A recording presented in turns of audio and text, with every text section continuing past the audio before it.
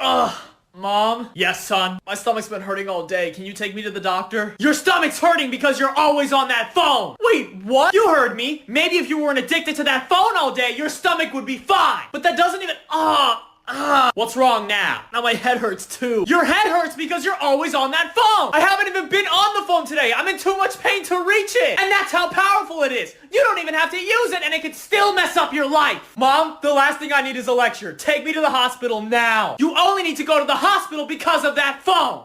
I can't wait. Dad? Why can't I just get... Oh my god, are you okay? No, my stomach's been hurting all day. Yeah, because he's always on the phone. I'm taking him to the hospital. Don't you dare. Alright, and while I do the scan, you want to tell me what the problem is? Well, my stomach's been hurting like crazy since this morning. All because he's on that phone all day. Actually, he says he has appendicitis.